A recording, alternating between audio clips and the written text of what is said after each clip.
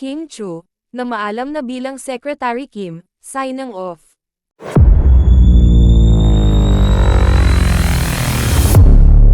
Makalipas ang halos 3 buwan, tuluyan nang namaalam ang aktres na si Kim Chu sa kanyang role sa Philippine adaptation ng K-drama na What's Wrong with Secretary Kim.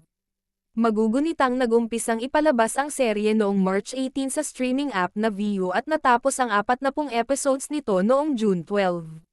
Sa Instagram, inamin ni Kim na hindi siya makapaniwala na tapos na ang pinagbibidahan niyang show katambal ang aktor na si Paulo Avellino.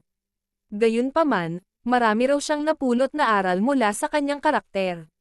As I close another character I played, I always learn something or have this takeaway trait that I will keep inside my pocket as I turn my back to that particular role. There were so many doubts, confusion, fear, and unsure thoughts, but all I did was trust the process. Caption ng aktres, kalakip ang isang video na pinagsama-sama ang ilang scenes niya sa show. Kasunod niyan ay isa-isa na niyang pinasalamatan ang lahat ng bumubuo sa What's Wrong with Secretary Kim.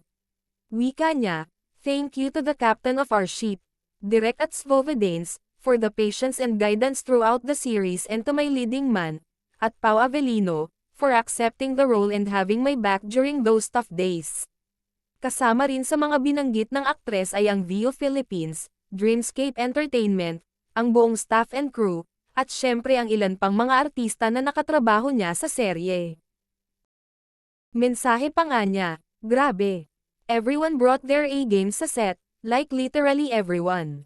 #teamwork makes the dream work it is." At speaking of Dreamscape, nagbigay-pugay rin si Kim sa dating head nito, ang yumaong Deo and Drinel.